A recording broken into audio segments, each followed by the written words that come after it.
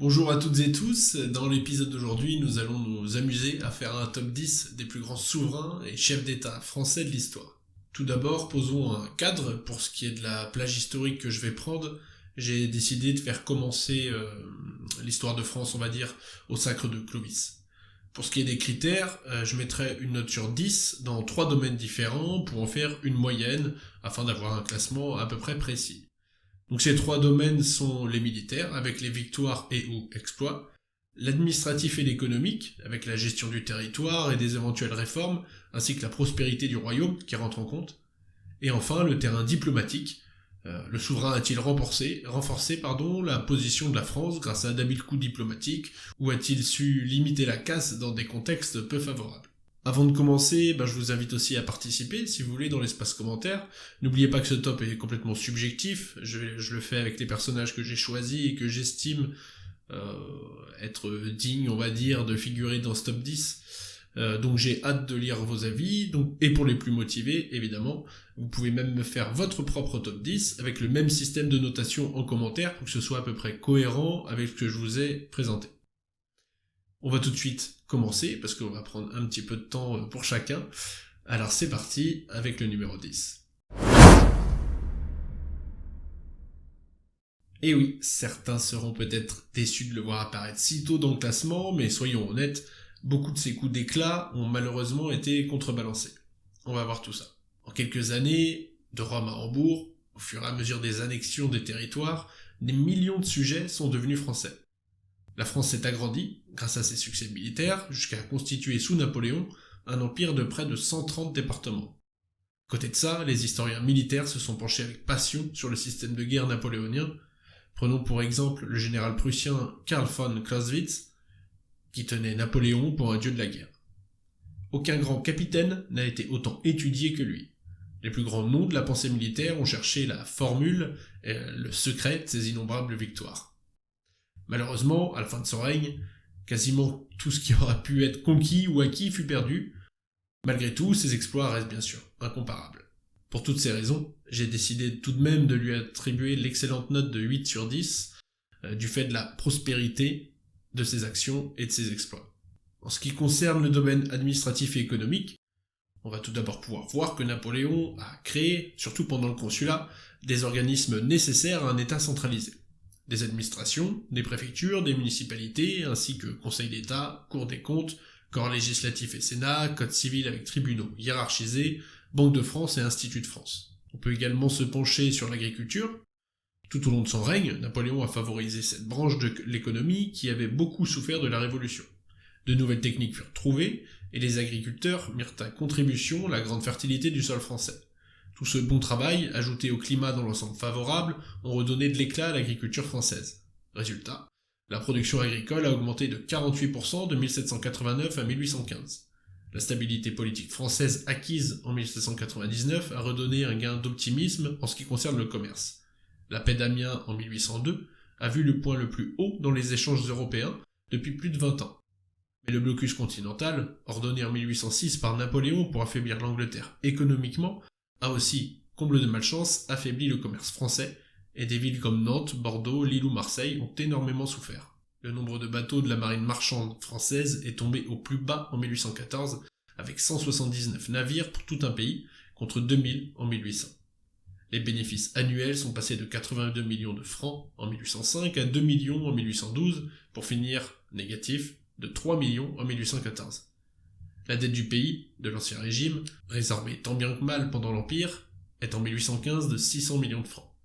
Le revenu national a, quant à lui, augmenté de 3% par an, entre 1796 et 1815. On peut donc poser deux périodes, l'une avec une forte croissance et un rétablissement de l'économie d'un pays rendu exsangue par la Révolution, puis une chute terrible lors de la défaite finale. Néanmoins, les grandes avancées institutionnelles restent. Pour toutes ces raisons, j'ai décidé de lui attribuer la bonne note une nouvelle fois, en termes administratifs et économiques, de 7 sur 10. Maintenant, voyons où le bas blesse selon moi pour Napoléon Ier. En ce qui concerne la diplomatie, le dessein de Napoléon fut toujours d'isoler l'Angleterre, des pays européens le plus souvent subventionnés par la grande rivale de la France, afin de provoquer la guerre sur le continent. De cette façon, l'hégémonie d'Albion sur le commerce international serait rompue. Il aurait pu réussir dans ce plan s'il n'avait pas été l'héritier de la Révolution aux yeux des souverains de l'Europe qu'il cherchait à s'attacher. Car les intérêts de l'Europe étaient en grande partie les mêmes que ceux de la France. Mais l'Angleterre, qui possédait l'argent, inondait les empires et les royaumes de caricatures qui rappelaient sans cesse les origines de l'usurpateur et de l'aventurier. Je ne vais pas rentrer plus dans le détail, je le fais déjà dans beaucoup de vidéos sur ma chaîne, notamment dans ma série sur le bonapartisme, mais dans ce domaine, et c'est là que sa moyenne chute forcément, j'ai décidé de lui mettre la note de 4 sur 10, donc même pas la moyenne, du fait de l'échec de sa politique diplomatique. Ce qui nous fait une moyenne pour Napoléon Ier qui se classe 10e de 6,3. On va pouvoir maintenant passer au 9e. En 9e position, nous avons donc Henri IV avec la moyenne de 6,5 sur 10. Commençons avec le plan militaire. Après l'assassinat d'Henri III, le 1er août 1589, Henri de Navarre, protestant et cousin du roi, est l'héritier légitime du royaume de France. Mais la perspective de voir un Huguenot monter sur le trône est insupportable pour une partie des provinces et de la noblesse catholique française. Le nouveau souverain doit apaiser les tensions, il doit aussi reconquérir la partie du royaume acquise à la Ligue catholique, soutenue par l'Espagne. En mars 1590, à Évry, en Normandie, les armées royales défont celles du duc de Mayenne. Le roi, dont les troupes étaient en infériorité numérique, sait parfaitement exploiter cette victoire. En diffusant la nouvelle de son succès dans tout le royaume, Henri IV fait de la bataille d'Ivry un triomphe. Malgré cela, il connaîtra également quelques échecs, et pour le bien du royaume, c'est sa conversion au catholicisme qui amènera la paix. Comme il a pu le dire, Paris vaut bien une messe. En tant que souverain à proprement parler, il privilégiera la diplomatie à la guerre, il est donc assez difficile de le noter. On va donc essayer d'être le plus juste possible sans le pénaliser. On va lui attribuer la note sur le plan militaire de 6 sur 10. En ce qui concerne l'administratif et l'économique, Henri IV se concentre sur la reconstruction de la France, exsangue et ruinée par 30 années de guerre civile. Avec l'aide de son principal ministre, le brillant Sully, le monarque axe sa politique sur le développement de l'agriculture. Sous son gouvernement, l'industrie, du luxe notamment, et le commerce reprennent des couleurs, tandis que les finances publiques redeviennent excédentaires. Le 13 avril 1598, Henri IV pacifie le royaume en signant l'édit de Nantes et met fin aux guerres de religion qui opposent les catholiques aux protestants. Souhaitant instaurer la paix religieuse dans son pays, le roi de France accorde, grâce à cet édit, des droits religieux, civils et politiques aux protestants. Henri IV reconnaît la liberté aux protestants de pratiquer leur religion. Henri IV fait construire la grande galerie du Louvre et lance des campagnes d'agrandissement et de décor dans les châteaux royaux. Un nouveau système est mis en place par l'édit de Paulette, qui institue la vénalité et l'hérédité des offices et lui permet d'obtenir la faveur des fonctionnaires. Le roi s'applique surtout à diminuer les pouvoirs des gouverneurs et des parlements. Il ne convoque même plus les états généraux, empruntant la voie de l'absolutisme. Pour l'ensemble de ces raisons, j'ai décidé de lui attribuer la note de 6,5 sur 10. En ce qui concerne le volet diplomatique, Henri IV a su établir un dialogue ouvert et constructif avec ses plus farouches opposants de la Ligue catholique, mais aussi avec les protestants, peu enclins à accepter la conversion de leur chef. Il a entretenu des relations directes avec les deux parties et fait preuve de pédagogie en expliquant la nécessité d'adopter des compromis, en particulier ceux instaurés par l'édit de Nantes. Il a su également limiter les tensions avec les Habsbourg. En effet, le roi de France Henri IV et Philippe II d'Espagne concluent la paix de Vervins. L'Espagne avait envoyé ses troupes sur le territoire français pour soutenir les Guises, ennemis du roi. Le traité prévoit donc le départ des envahisseurs de Picardie, qui toutefois conserveront Cambrai et le Charolais. Avec ce traité, le roi parvient plus concrètement à réunifier la France derrière la couronne. Il va également faire bénéficier au royaume de traités diplomatiques, avec notamment la France et la Savoie qui signent le traité de Lyon, qui met fin à la guerre entre les deux pays. En échange du marquisat de Saluce ou Salus, Henri IV reçoit de Charles-Emmanuel de Savoie le Bugey, la Bresse, la Volromée et le pays de Gex, l'actuel département de l'Ain. Pour son esprit de conciliation et sa finesse diplomatique, j'ai décidé de lui attribuer la note de 7 sur 10. En 8e position, avec la moyenne de 6,6 sur 10, nous retrouvons Louis XI. Comme pour Henri IV, assez difficile de juger ce roi sur le plan militaire car il aura toujours préféré l'habileté diplomatique aux armes. Il commence par épurer l'armée et l'administration de tous les conseillers de son père, qui pour lui sont des ennemis, et les remplace par des proches. Ce qui fait forcément des mécontents. En 1465, une grande partie du royaume est excédée et se révolte. C'est la Ligue du bien public. C'est une coalition que le roi n'avait pas vu venir. Une révolte gravissime qui oblige Louis XI à signer des traités très désavantageux. Louis XI mettra 10 ans à récupérer pied à pied ce qu'il a perdu. De la même façon que pour le précédent, essayons d'être justes sans trop pénaliser. J'ai donc décidé de lui attribuer la moyenne avec la note de 5 sur 10. En ce qui concerne l'administratif et l'économique, son règne marqua une étape cruciale de la construction de l'État moderne avec la pérennisation de l'impôt au lendemain de la guerre de 100 ans, qu'il avait fait accepter comme une nécessité temporaire. Le revenu des impôts double entre 1443 et 1483, certes en raison d'une richesse accrue, mais aussi grâce aux efforts intenses d'une administration plus efficace.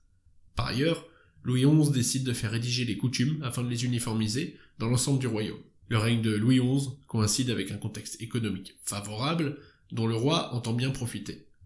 Il met sur pied une audacieuse politique de développement, déjà éprouvée en Dauphiné. Homme éclairé, il est l'un des premiers monarques à considérer que la prospérité des affaires relève de l'État, et qu'il faut encourager toute initiative dans ce domaine. À ce titre, il se montre soucieux de favoriser le développement des provinces. Il créa le service de la poste et améliora le réseau routier. La politique économique de Louis XI apparaît comme l'instrument fondamental de sa politique territoriale. Pour l'ensemble des avancées que je viens de vous évoquer, j'ai décidé de lui attribuer la note de 7 sur 10. En ce qui concerne la diplomatie, Louis XI était un fin diplomate. Il fut comparé à une araignée qui tisse sa toile. En témoignent les 2200 lettres qu'il a écrites en 22 ans de règne. Son ambition première était d'abattre les princes rebelles à l'intérieur du royaume et faire enfin la paix avec l'Angleterre. Son père l'avait gagné en 1453 lors de la bataille de Castillon, mais les trêves se succédaient sans qu'aucun traité de paix n'ait été signé. Louis XI multiplie ces traités, va jusqu'à accorder une pension onéreuse au souverain ruiné Édouard IV pour l'amadouer. Il parvient à briser la puissance féodale en s'appuyant sur des conseillers d'origine roturière, non noble, en menant une diplomatie sans scrupules, qui reniait facilement la parole donnée, en achetant ses adversaires et en terrorisant certains d'entre eux. Il maniait avec brio la diplomatie et l'institution de clauses favorables au royaume de France dans le temps. Pour l'ensemble de son œuvre en termes diplomatiques, j'ai décidé de lui attribuer la note de 8 sur 10.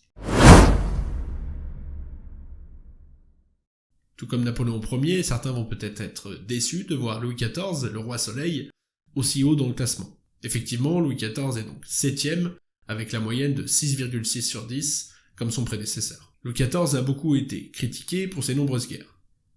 Ces conflits ne partent pas de nulle part, car à sa prise de pouvoir, le royaume de France a des frontières fragiles, notamment au nord et à l'est. Pour une meilleure défense, il va devoir faire avancer les frontières et fortifier des places fortes. N'oublions pas que la France était entourée par les Habsbourg et pouvait légitimement se sentir prise en tenaille. Le roi n'était donc pas uniquement motivé par sa gloire personnelle, comme on peut souvent le lire. On va d'ailleurs voir par la suite qu'il a beaucoup utilisé l'outil diplomatique. On va avoir 6 grandes guerres sous son règne. La guerre franco-espagnole, celle de Dévolution, celle de Hollande, celle des Réunions, de la Ligue d'Augsbourg et celle de la succession d'Espagne. Pour résumer très grossièrement, on va avoir 4 victoires françaises assez franches, les 4 premières, et ce qu'on pourrait appeler des matchs nuls, ou voire peut-être une légère défaite du Royaume de France au niveau des concessions. Mais les concessions ont été faites de part et d'autre, donc celle de la Ligue d'Augsbourg, et de même pour la guerre de succession d'Espagne. Alors, certes critiquée, mais efficace, bien sûr du fait aussi de ses généraux et de ses hommes. Là, on juge uniquement un homme, mais il y en a tant d'autres derrière, il y a toute une population, évidemment. J'ai donc décidé, sur le plan militaire, de lui mettre la note de 7 sur 10. En ce qui concerne l'administratif et l'économique, le jeune Louis XIV se forme auprès de Mazarin, le dernier grand ministre de Louis XIII, qu'il conserve au poste de ministre principal jusqu'à sa mort en 1661. Ensuite, il s'entoure de Jean-Baptiste Colbert, qu'il nomme contrôleur général des finances, pour mener à bien ses réformes. C'est le colbertisme, avec le soutien du gouvernement royal à la production, ainsi qu'à l'exportation de produits de qualité et un protectionnisme certain. Il y a également la création de manufactures d'État ou privées, l'amélioration des infrastructures routières et le développement de la marine marchande. Il y a la création des compagnies commerciales pour développer les colonies. Ces réformes se traduisent aussi dans la promulgation d'une série de codes. Le Code Louis, ancêtre du Code civil en 1667, le Code criminel en 1670, le Code forestier un an avant en 1669, l'ordonnance de commerce en 1673 et le Code noir portant sur l'esclavage en 1685. Afin de faire régner l'ordre, il crée un service de police moderne, particulièrement à Paris, et réprime le vagabondage des bohémiens. D'un point de vue réforme et mesure donc, Louis XIV a sérieusement transformé la France en la modernisant et en lui offrant des bases solides, Cependant, le bilan financier à la fin de son règne est moins glorieux. Tout d'abord, on voit une nette amélioration avec l'entrée au pouvoir effective de Louis XIV et la domination de Colbert sur les décisions économiques, en reprenant l'idée de Sully d'organiser un réseau national reliant Paris aux frontières et les grands ports à l'intérieur. D'autre part, une nouvelle politique industrielle se développe, en particulier dans le domaine du textile et des manufactures d'art. On note également le développement de grandes compagnies pour l'exploitation des produits du Nouveau Monde. L'armée s'organise également, et l'on a le développement de grandes fonderies à canons qui permettent des économies sur le plan militaire. Louis XIV, avec l'appui donc de Colbert, crée un état fort et puissant sur le plan économique, visible jusqu'en 1685. La ruine économique de la France à la fin du règne de Louis XIV est due à plusieurs raisons.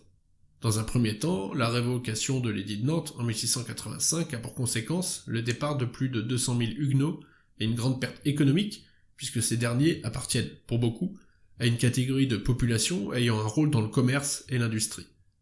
Dans un second temps, les défaites lors des dernières guerres menées sous le règne de Louis XIV sont la cause de disettes dues au temps défavorable et à la destruction des récoltes après le passage des armées.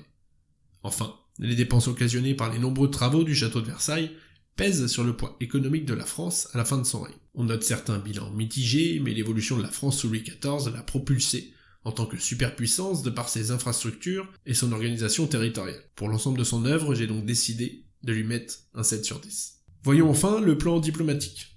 On a d'abord un premier temps avec Louis XIV qui poursuit la stratégie de ses prédécesseurs depuis François Ier pour dégager la France de l'encerclement hégémonique des Habsbourg en Europe. Il mène une guerre continuelle contre l'Espagne, en particulier sur le front des Flandres. Toutefois, les guerres d'après les traités de Westphalie s'inscrivent dans un cadre différent.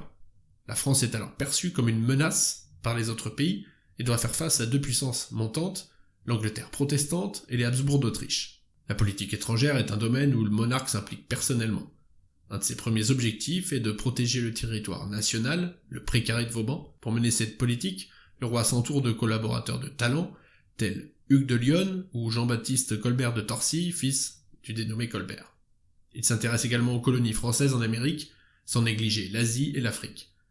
Par exemple, en 1688, il envoie des jésuites français auprès de l'empereur chinois et amorce ainsi les relations sino-françaises. La guerre de Hollande est souvent considérée comme l'une des erreurs les plus graves du règne. La victoire est certes militaire et avec des gains territoriaux, mais ce traité, défavorable à l'empereur, rompt la politique de Richelieu et de Mazarin qui visait à ménager les États germaniques. Cette paix est porteuse de menaces futures. Plus globalement, les traités de paix oscilleront entre gains territoriaux et affirmation de la puissance française d'une part, rétrocession de territoire et renforcement des alliances anti-France d'autre part. On peut noter que le traité de Rastatt, lors de la guerre de succession d'Espagne, a été rédigé en français, ce qui consacre le rôle international de la langue française et marque le début de la carrière diplomatique de cette langue, et ce jusqu'à la fin de la Première Guerre mondiale. Pour toutes ces raisons, j'ai décidé de lui attribuer la note de 6 sur 10. Nous arrivons maintenant à la 6e position, avec le plus récent qui sera dans ce classement, désolé pour le spoiler, le général de Gaulle avec la moyenne de 6,8 sur 10. Sur le plan militaire, on va pas se mentir, il a été plus difficile à noter que ses prédécesseurs du fait de l'époque où il a gouverné la France. À la déclaration de guerre le 2 août 1914, le lieutenant de Gaulle rejoint les armées du Nord-Est. Blessé 3 fois au combat, il est laissé pour mort lors de la bataille de Douaumont, près de Verdun en 1916. Mais il a en réalité été fait prisonnier par les Allemands. Enfermé dans une citadelle, il tente de s'évader à 5 reprises, mais il est à chaque fois repris. Il ne sera donc libéré qu'à l'armistice le 11 novembre 1918. Lors de la déclaration de guerre de la France et de l'Angleterre à l'Allemagne, le 3 septembre 1939, il est nommé commandant par intérim des chars de la 5e armée. Au moment où l'Allemagne nazie envahit la France, Charles de Gaulle s'illustre à plusieurs reprises à la tête de ses chars, arrêtant notamment les Allemands à Abbeville en mai 1940, tout comme à la bataille de Montcornet où la 4e division cuirassée du colonel Charles de Gaulle attaque le flanc gauche des troupes blindées allemandes qui foncent vers la Manche. Ce succès modeste va valoir à de Gaulle une promotion au grade de général de brigade à titre temporaire. Reconnu par Churchill chef des Français libres, de Gaulle organise des forces armées qui deviendront les forces françaises libres. Après le débarquement en Normandie le 6 juin 1944, de Gaulle insiste auprès du général Eisenhower, commandant en chef des armées alliées, pour que Paris soit libéré rapidement, alors que la stratégie prévoyait d'aller directement vers l'Est, sans passer par la capitale. La 2e division blindée du général Leclerc libère Paris le 25 août. par la suite assez difficile de juger le reste de ses actions, ayant surtout mis en œuvre les services spéciaux plutôt que l'armée régulière. N'oublions tout de même pas la guerre d'Algérie, qui reste une victoire sur le plan strictement militaire. Difficile également de trop prendre en compte son parcours lors de la première guerre et au début de la seconde, car il n'était pas chef d'État à proprement parler. Pour l'ensemble de ces raisons, j'ai donc décidé de lui attribuer la note de 5,5 sur 10. En ce qui concerne le domaine administratif et économique, De Gaulle arrive au pouvoir dans une situation où les finances publiques sont très dégradées. Il met en place une politique de rigueur à son arrivée au pouvoir afin de rééquilibrer les comptes publics, ce qui stabilise budgétairement le pays. Le dégagement d'excédents budgétaires permet à la France de rembourser intégralement le reste de la dette qu'elle avait contractée auprès des États-Unis durant la Seconde Guerre mondiale. Une cinquantaine d'ordonnances sociales sont publiées en 1967. Un texte crée l'Agence nationale pour l'emploi. La sécurité sociale est réformée afin de mieux contrôler ses dépenses, et 3 caisses, vieillesse, maladie et allocations familiales, sont créées. La présidence bénéficie d'une hausse des gains de productivité constante sous les 30 glorieuses. Elle est en moyenne de 5,1% par an entre 1950 et 1973. Le taux de croissance du PIB sous De Gaulle est de 5,48% en France. Il est supérieur au taux de croissance de la plupart des pays occidentaux, hormis la RFA, l'Italie et le Japon. Pour le général de Gaulle, l'État doit conserver une implication dans le domaine économique relevant de la souveraineté nationale, comme par exemple l'armement ou l'approvisionnement énergétique. Il favorise ainsi la création d'entreprises nationales dans ces domaines jugés vitaux. C'est par exemple le cas dans le domaine de l'approvisionnement énergétique. Par ailleurs, le général se montre soucieux d'encourager les industries d'avenir. C'est d'abord le cas des industries aéronautiques, puisque les programmes Concorde et Airbus sont lancés dans la seconde moitié des années 1960. Le Centre national d'études spatiales, le CNES, est créé en 1961 et coordonne le lancement du premier satellite français, Diamant A, en 1965. Enfin, la période gaullienne constitue un moment décisif dans le développement de l'informatique en France. Côté administratif, brièvement, le général de Gaulle devient le premier président du Conseil de la 4ème République. Il reçoit des députés les pleins pouvoirs et œuvre pendant l'été 1958 à la rédaction d'une nouvelle constitution avec la mise en place d'un exécutif fort que sera la 5ème République. L'année 1962 marque un véritable tournant suite à l'échec de l'attentat du petit Clamart sur le général, notamment sur le plan institutionnel. Le général propose l'élection du chef d'État au suffrage universel. Cette réforme suscite une vive opposition, mais le référendum sur la révision constitutionnelle est un énorme succès. Pour toutes ces raisons, j'ai décidé de lui attribuer la note de 7 sur 10. Sur le plan diplomatique et vis-à-vis de l'étranger, De Gaulle entend mener une politique d'indépendance nationale en dotant la France de ses propres moyens de défense. La première bombe atomique française éclate au Sahara en février 1960. De Gaulle refuse la tutelle des États-Unis et retire en 1966 la France du système intégré de l'OTAN, même si la France reste membre de l'Alliance Atlantique. Dans le même temps, la France entre dans la Communauté économique européenne en 1959. Le général de Gaulle s'est rapproché dès 1958 de l'Allemagne fédérale, recevant le chancelier Adenauer dans sa propriété de Colombey. Il entend développer un axe franco-allemand fort. En revanche, le président français se montre réticent vis-à-vis de l'entrée de la Grande-Bretagne dans la CEE, car il la considère comme le cheval de Troie des États-Unis. De manière générale, De Gaulle cherche à s'affranchir de la politique des deux blocs. Se méfiant de l'impérialisme américain, il prononce plusieurs discours remarqués. À Phnom Penh, au Cambodge, il stigmatise en 1966 la politique américaine au Vietnam. En juillet 1967, le Vive le Québec libre marque son opposition à l'impérialisme américain, tout en défendant la présence historique de la France en Amérique du Nord. Néanmoins, le général de Gaulle n'a jamais failli à sa fidélité au bloc occidental. Et par exemple, lors de la crise de Cuba en 1962, il a été le premier à soutenir Kennedy contre Khrouchtchev. Pendant près de 11 années de pouvoir, le plus important pour le général de Gaulle a toujours été de mettre en valeur la grandeur de la France, de faire preuve d'indépendance dans le concert des nations et de refuser l'alignement atlantique. Toutes les politiques conduites l'ont été pour affirmer la puissance française, aussi bien en matière économique qu'en ce qui concerne l'Europe, la défense ou les affaires étrangères. Pour toutes ces raisons, et pour sa réussite, j'ai décidé de lui attribuer la note de 8 sur 10. Nous arrivons à la moitié du classement, et en 5ème position, nous retrouvons Napoléon III avec la moyenne de 6,8 sur 10. Sur le plan militaire, Napoléon III mène plusieurs campagnes. Dans la guerre de Crimée, la France, alliée à la Grande-Bretagne et à l'Empire ottoman contre la Russie, remporte une victoire qui lui redonne une place importante en Europe. En Italie, Napoléon III soutient les efforts de Victor Emmanuel II, roi de Piémont-Sardaigne, pour unifier l'Italie. Les armées françaises battent les Autrichiens à Magenta et à Solferino. En échange de son aide, la France reçoit la Savoie et le comté de Nice. D'autres opérations sont moins réussies. Entre 1861 et 1867, Napoléon III tente de conquérir le Mexique pour y installer un régime qui serait favorable à la France et l'aiderait à développer son commerce sur le continent américain. Mais c'est un échec. L'empire colonial continue lui de s'agrandir sous son règne, de la Nouvelle-Calédonie à la Cochinchine en passant par l'Afrique. Son plus grand échec, la défaite de 1870 contre la Prusse, coûtera cher à son bilan militaire. Pour toutes ces raisons, j'ai décidé de lui attribuer la note de 5,5 sur 10. Dans le second volet, on va s'intéresser donc à l'administratif et l'économique, et voir que Louis-Napoléon s'est toujours intéressé aux questions sociales, à la pauvreté et au chômage, à l'éducation ainsi qu'à l'économie. Devenu empereur, il crée les retraites pour les fonctionnaires, favorise les sociétés de secours mutuels ou encore le logement populaire. Il autorise également le droit de grève en 1864. Avec son ministre de l'Éducation, Victor Duruy, il rend l'enseignement primaire obligatoire et gratuit, et ouvre l'enseignement secondaire aux femmes. Il se préoccupe de l'essor de l'agriculture, de l'industrie et du commerce, en encourageant la création des banques comme le Crédit Lyonnais ou la Société Générale qui existe toujours. Napoléon III favorise également le développement du chemin de fer, ce qui permet le transport des matières premières pour les usines, celui des marchandises et des personnes. Il encourage le commerce en signant en 1860 avec l'Angleterre un traité de commerce de libre-échange, ces deux pays acceptant la circulation des matières premières et des produits sans payer de taxes. Napoléon III engage aussi de grands travaux pour améliorer la vie dans les villes. Avec le baron Haussmann, préfet de la Seine, l'empereur transforme Paris qui a 2 millions d'habitants.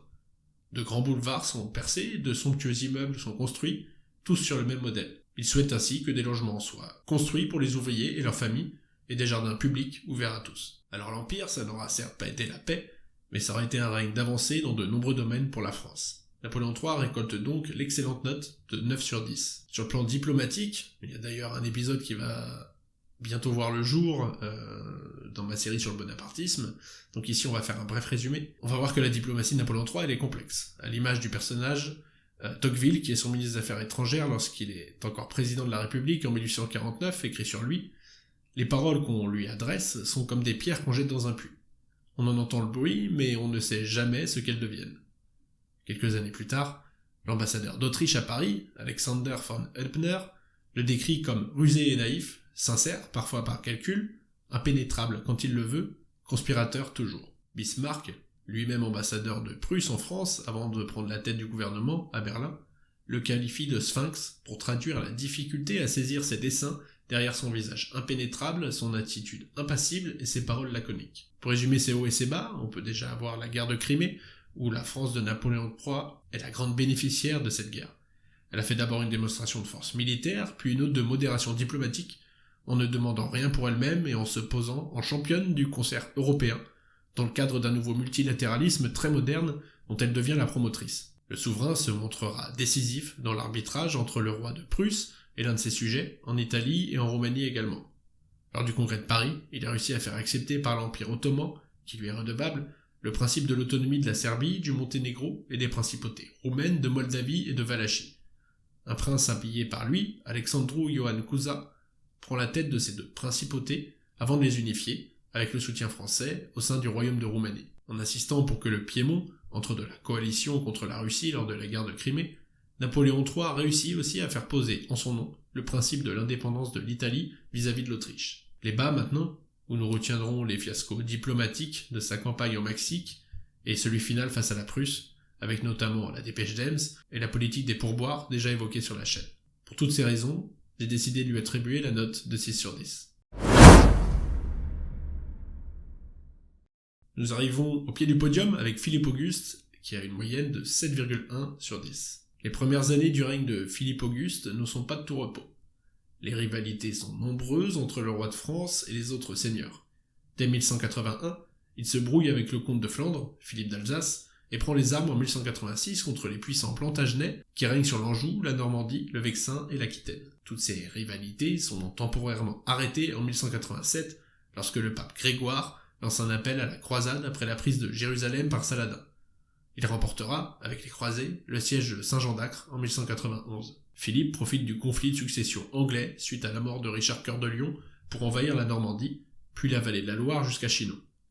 Jean accepte de signer une trêve à Thouars en 1206 et Philippe Auguste peut désormais se consacrer à la stabilisation de ses conquêtes car l'Auvergne, la Bourgogne et la Flandre continuent de renâcler sous le joug capétien. Pour asseoir sa domination, Philippe s'assure de la fidélité du régent de Flandre par un mariage, conquiert les places fortes de Bourgogne en 1211, puis l'Auvergne, vassale des Plantagenets par intermittence, entre 1211 et 1213. Les puissances occidentales ne voient pas d'un bon œil l'expansion française et forment à partir de 1213 une coalition autour du comte déchu de Bourgogne, Renaud de Dampmartin, du nouvel empereur romain germanique Othon de Brunswick et du vieux rival anglais Jean sans Terre. Philippe Auguste est abandonné par son vassal de Flandre, puis par le pape Innocent III qui choisit de soutenir Jean. La flotte de Philippe est décimée par la coalition ennemie en mai 1213, coupant court à toute velléité de traverser la Manche pour envahir l'Angleterre.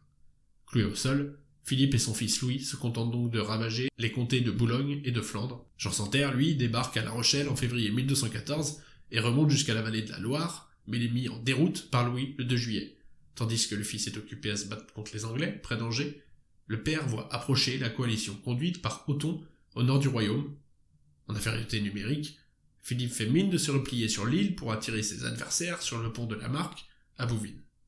Dans cet espace restreint, la supériorité numérique des troupes coalisées n'a plus d'importance.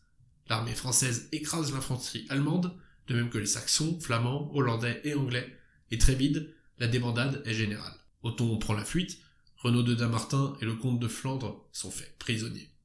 La coalition est défaite, et le 18 septembre 1214 à Chinon, Jean sans Terre abandonne toutes ses positions au nord de la Loire et signe une trêve de 5 ans avec Philippe avant de retourner défait en Angleterre.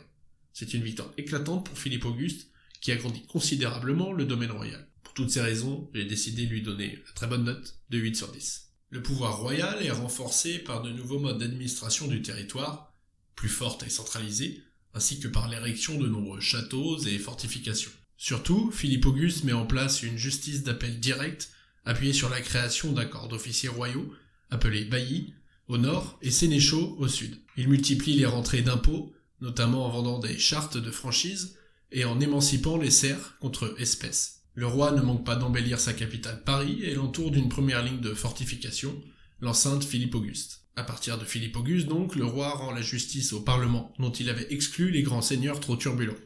Il préfère s'entourer de conseillers qui viennent de la bourgeoisie, classe entreprenante et ambitieuse comprenant commerçants, juristes et fonctionnaires. Les magistrats du Parlement sont eux aussi des agents du pouvoir royal. Philippe Auguste est à l'origine de la création de la première police militaire, armée capable de faire appliquer les décisions des magistrats. Avant de partir en Terre Sainte en 1190, il institue les sergents d'armes, placés sous l'autorité des connétables, les chefs des armées. Ces derniers s'appuient sur des maréchaux, d'où le nom de maréchaussée, qui délèguent à leur tour sur des prévôts, chargés localement de contrôler les gens de guerre. Pour l'ensemble de ces raisons, j'ai décidé de lui attribuer la note de 7,5 sur 10. Côté diplomatique, ça va être beaucoup plus rapide, il aura su tout simplement profiter des événements de son temps, lorsqu'il négocie notamment avec Jean sans Terre, le frère de Richard de Cœur de Lion, lorsque celui-ci est emprisonné par les Germains. Il réussira par cette opération à récupérer des terres en Normandie, avant que celui-ci ne se retourne contre lui. Sa diplomatie judicieuse incitera ses vassaux à faire la guerre au roi d'Angleterre pour se débarrasser de la domination anglaise. Pas de réel coup d'éclat ou d'échec illogique. Pour cette raison, j'ai décidé de lui attribuer la note de 6 sur 10. On arrive enfin au podium avec Saint-Louis qui a une note de 7,5 sur 10. Louis IX met fin au conflit entre Capétiens et Plantagenets et se soucie d'extension du domaine royal auquel il rattache notamment les sénéchaussées du Beaucaire et de Carcassonne, tout en consolidant sa souveraineté sur la Normandie, l'Anjou, la Touraine, le Maine et le Poitou. Il sera plus malheureux lors des croisades.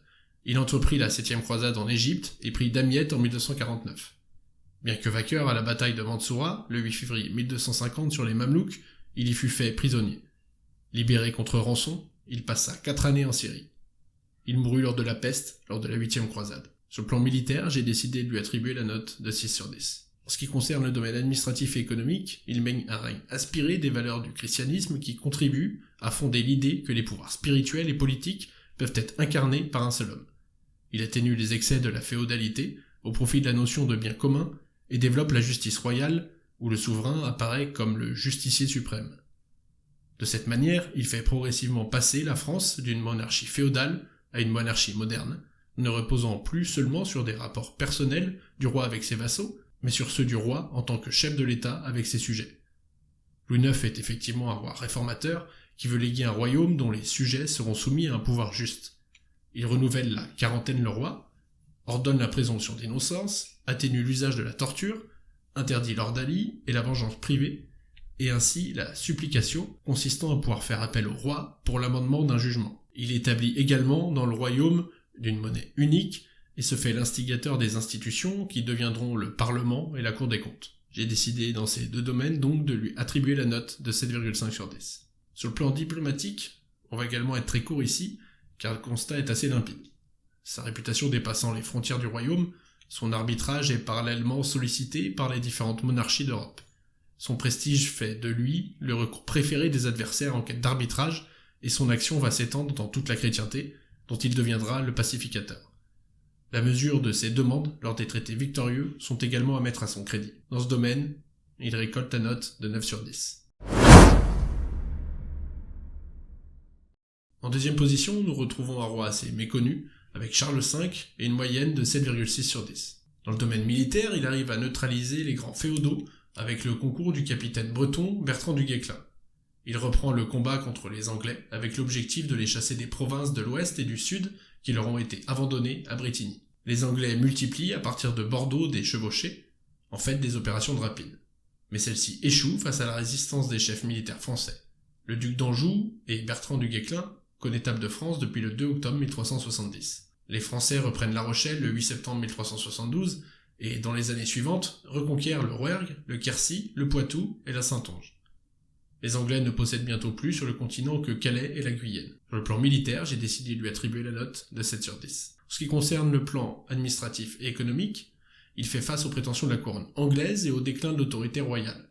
Un de ses premiers soucis fut d'affirmer la légitimité dynastique des Valois et de redonner son prestige au pouvoir royal. Fin stratège autant que roi lettré, il s'appuya sur une politique de légitimation culturelle dont le texte des Grandes Chroniques de France est un exemple. Composé au XIIIe siècle et actualisé à la fin du Moyen-Âge, les Grandes Chroniques de France sont l'histoire officielle du royaume et la mémoire des faits des rois. Véritable histoire nationale, il présente un récit sans précédent de la royauté française depuis ses origines troyennes, selon eux, jusqu'en avril 1379, soit 1 an et demi avant la mort du roi, et résume la vision politique du souverain au cours de son règne. Poursuivant la modernisation de l'administration, inaugurée par Philippe IV le Bel, Charles V s'entoure de conseillers compétents.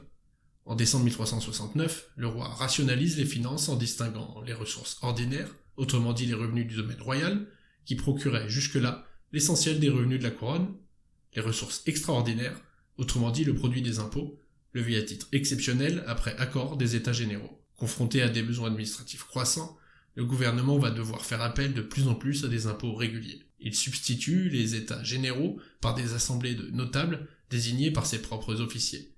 Aux formes d'élections municipales, il préfère le système des prévôtés royales.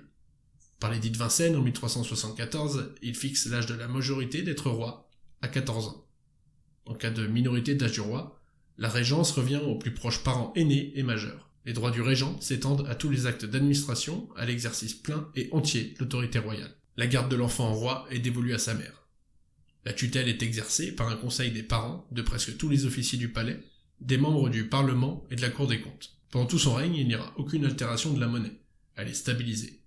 Par cette action, les monnaies étrangères n'ont plus de valeur. La création de monnaie intérieure est purement et simplement interdite. Une économie réfléchie est mise en place. Tout don fait par le roi doit être motivé et examiné par la Cour des comptes. Il fait appel aux Juifs qui possèdent de grands capitaux. En retour de leur avance d'argent au royaume, il leur accorde une protection efficace, même contre les ecclésiastiques. Il veut soulager les régions éprouvées par tant de guerres. Il réduit le poids des impôts. Pour combler ce vide d'argent, il décide d'améliorer les domaines de la couronne, dont les revenus sont sa plus grande richesse. Il nomme des commissaires chargés de visiter tous les domaines de la couronne, de réformer les abus et de faire rentrer dans le patrimoine royal tous les domaines détachés pour différentes raisons. Bientôt, l'abondance renaît du travail des cultivateurs. Le commerce a aussi ses changements. Pour Charles, il a besoin pour prospérer de liberté. Il relance tous les corps de métier par le renouvellement de l'augmentation de leurs privilèges. Du fait de cette stabilité économique, les étrangers sont attirés par la France. Les Castillans, Portugais et surtout les Italiens utilisent nos ports pour commercer. Sous son règne, il rassemble plus de 900 manuscrits dans une des tours du Louvre comme première pierre de la bibliothèque royale. Dans le volet administratif et économique, il récolte la note de 8,5 sur 10. Sur le plan diplomatique, Charles V fut un homme de cabinet.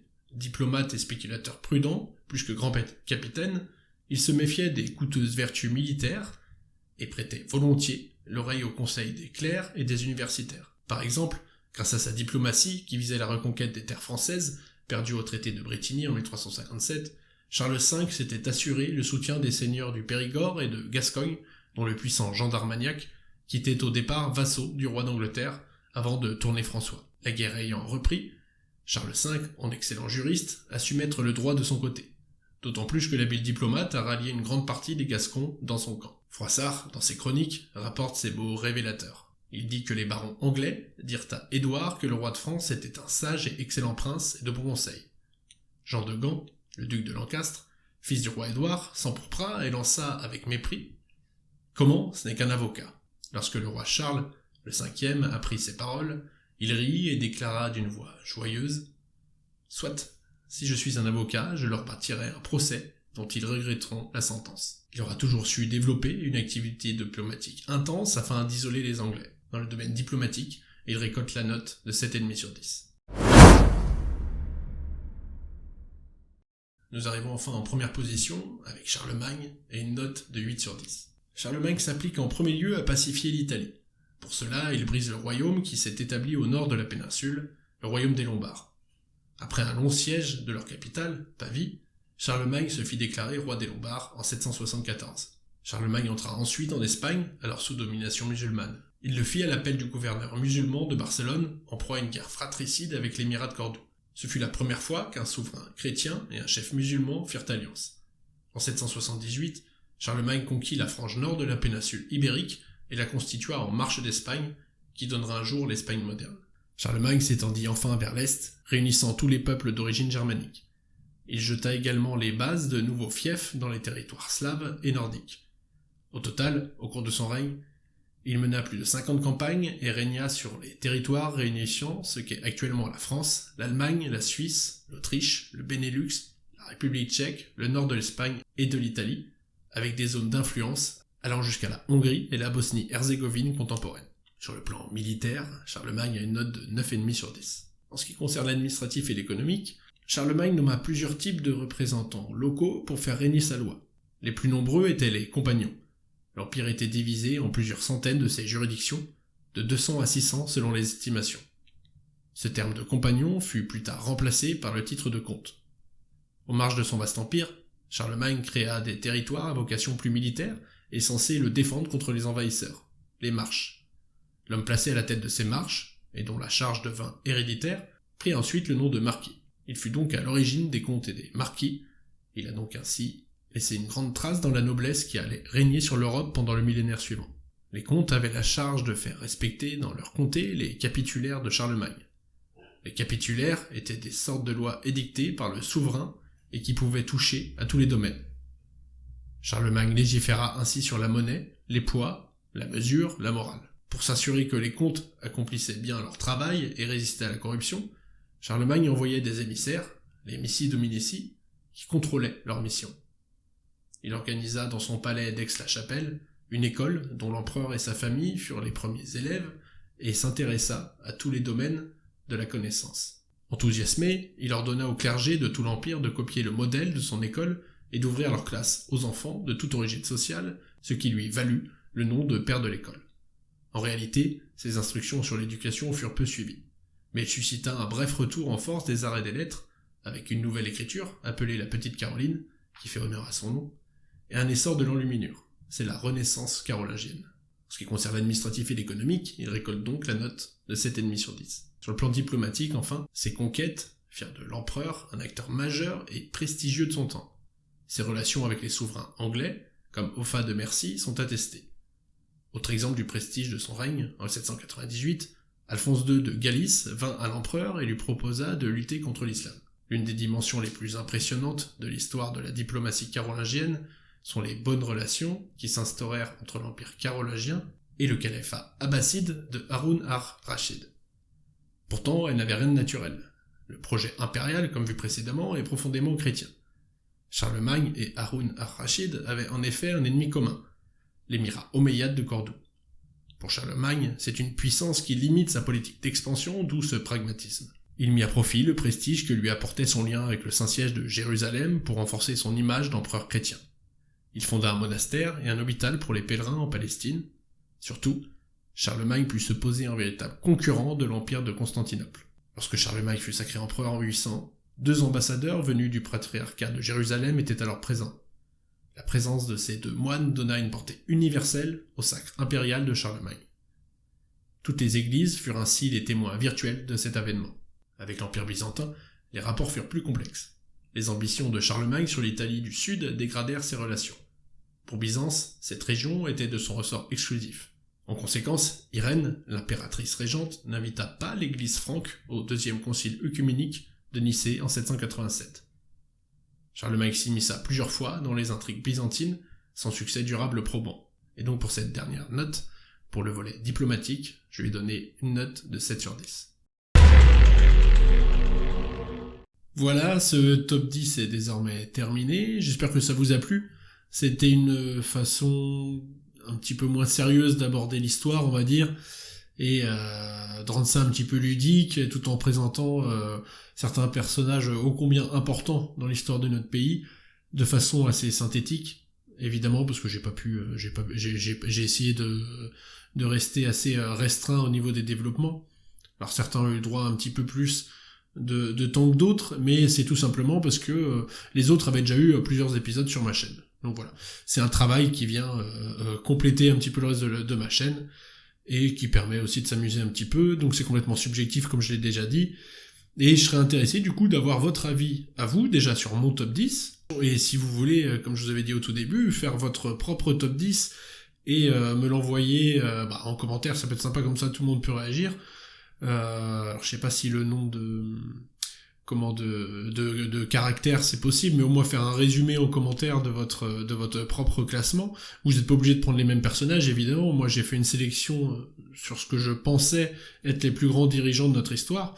Il y en a peut-être que j'ai oublié, en retraçant un petit peu toute l'épopée.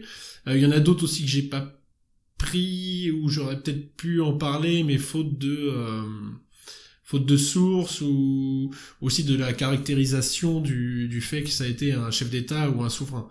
Au niveau des sources notamment, Clovis, c'était, je trouve, assez difficile de faire quelque chose de concret, de le mettre dans le classement. J'aurais pu faire des mentions honorables, faire une mention honorable aussi pour le cardinal de Richelieu, etc. Voilà. En tout cas, je suis sûr que vous avez votre avis et vos idées, donc j'ai hâte de les lire. Ça va être un long épisode, certainement plus long de ma chaîne. D'ailleurs, il y a plusieurs coupes, j'espère que ça se verra pas trop au montage. Mais il y a forcément plusieurs coupes, parce que pour faire un petit... pour ceux qui ne savent pas, quand on enregistre avec un boîtier qui n'est pas professionnel, il est limité à 29 minutes. Enfin, en dessous de 30 minutes, 29 minutes 59, parce qu'après, il y a un impôt qui est payé, je crois, au niveau des taxes, ou je sais pas si c'est les impôts ou les douanes, bref. Quoi qu'il arrive, l'enregistrement ne peut pas durer 29 minutes, et alors avec les problèmes que j'ai pu avoir au niveau de la luminosité, etc., plus le temps imparti d'enregistrement, j'ai dû couper plusieurs fois, donc j'espère que ça se verra pas trop. Tous les coups c'est anecdotique, et surtout que je suis sûr qu'il y en a certains qui m'écoutent un peu plus en version podcast, donc à la limite pour cela ça posera pas de problème. Voilà, je vous souhaite une bonne journée, une bonne soirée en fonction de quand vous m'écoutez. J'étais ravi de vous faire ce petit top. Donc j'attends vos retours en commentaire, et aussi là ça fait le 3e top 10 que je fais. Si y en a qui ont des suggestions d'autres top 10 à me proposer, je serais ravi de vous lire, et pourquoi pas en préparer un d'ici 2-3 mois, parce que j'en fais pas régulièrement, c'est pas trop l'objet de ma chaîne, mais ça permet de faire des petits résumés historiques synthétiques tout en s'amusant un petit peu. Donc voilà, bonne soirée, bonne journée, à bientôt sur Résistance Historique.